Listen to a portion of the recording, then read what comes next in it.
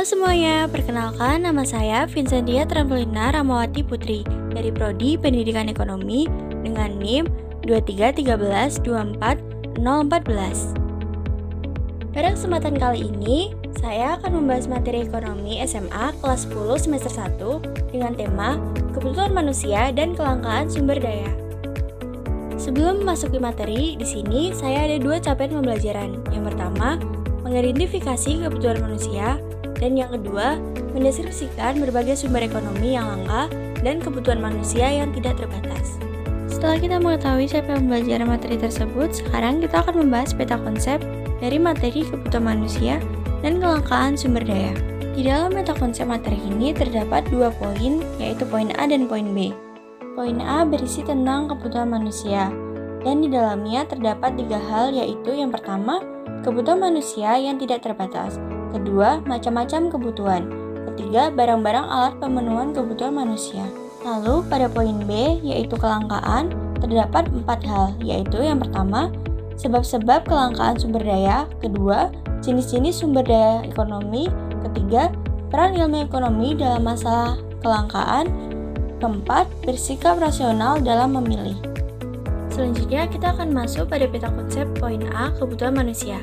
Kebutuhan manusia seperti makanan, pakaian, rumah, dan layanan lainnya mencerminkan kebutuhan yang bervariasi dan sangat penting bagi kesejahteraan manusia. Dalam ekonomi, kebutuhan ini mendorong aktivitas produksi dan distribusi untuk memenuhinya, melibatkan berbagai profesi dan sumber daya. Memenuhi kebutuhan tersebut penting karena memungkinkan manusia untuk bertahan dan hidup sejahtera. Kebutuhan mencerminkan perasaan ketidakpuasan atau kekurangan yang harus dipuaskan dalam diri manusia. Oleh karena itu, memahami dan memenuhi kebutuhan manusia adalah inti dari aktivitas ekonomi dan kesejahteraan manusia. Lalu, pada poin A nomor 1, tentang kebutuhan manusia yang tidak terbatas, kebutuhan manusia terus meningkat dan berubah karena berbagai macam faktor. Yang pertama, faktor usia. Kedua, faktor pendidikan. Ketiga, faktor teknologi. Keempat, faktor pendapatan. Kelima, faktor jumlah penduduk, dan yang keenam, faktor iklan atau promosi produk. Lalu, pada poin A nomor 2 tentang macam-macam kebutuhan dibagi menjadi 4. Yang pertama, kebutuhan menurut intensitas kegunaan. Di sini ada 3 hal, yaitu kebutuhan primer, kebutuhan sekunder, dan kebutuhan tersier. Lalu yang kedua, ada kebutuhan menurut bentuk dan sifatnya. Di sini ada 2 hal, yaitu kebutuhan jasmani dan kebutuhan rohani. Lalu yang ketiga, kebutuhan menurut waktu pemenuhan. Di sini ada 2, yaitu kebutuhan sekarang dan kebutuhan masa depan. Dan yang keempat, kebutuhan menurut subjek. Di sini ada 2, yaitu kebutuhan individu dan kebutuhan kelompok.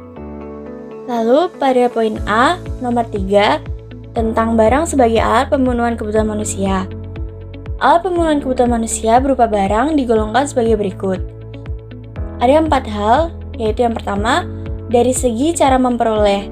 Di sini ada 3 hal, yaitu barang ekonomi, barang bebas, dan barang lilit. Yang kedua, dari segi cara penggunaan. Di sini ada 2, yaitu barang konsumsi dan barang produksi. Yang ketiga, dari segi hubungan dengan barang lain. Di sini ada 2, yaitu barang substitusi dan barang komplementer. Dan yang keempat, dari segi proses pembuatannya. Di sini ada 3, yaitu barang mentah, barang setengah jadi, dan barang jadi. Selanjutnya kita masuk ke poin B, yaitu kelangkaan. Kelangkaan dalam konteks ekonomi tidak hanya berarti hilangnya suatu barang dari pasar, tetapi juga mencakup keterbatasan sumber daya yang diperlukan untuk memproduksi barang tersebut. Untuk memenuhi kebutuhan manusia, sumber daya seperti kayu, pasir, minyak bumi, dan lainnya harus digali, diolah, dan diusahakan. Oleh karena itu, konsekuensi dari kelangkaan adalah perlunya pengorbanan untuk memperoleh barang dan jasa yang diinginkan. Manusia tidak bisa hanya mengambil barang secara gratis dari alam, melainkan harus bekerja untuk menghasilkannya. Ini menegaskan bahwa sifat kebutuhan manusia tidak terbatas, sementara sumber daya untuk memenuhi kebutuhan tersebut bersifat terbatas. Pada poin B nomor 1 tentang kebutuhan manusia yang tidak terbatas, sumber daya ekonomi bersifat langka atau terbatas karena beberapa faktor, antara lain, yang pertama, perbedaan letak geografis. Yang kedua, cepatnya pertumbuhan penduduk. Yang ketiga, kemampuan produksi. Yang keempat, perkembangan teknologi yang tidak sama. Dan yang kelima, bencana alam.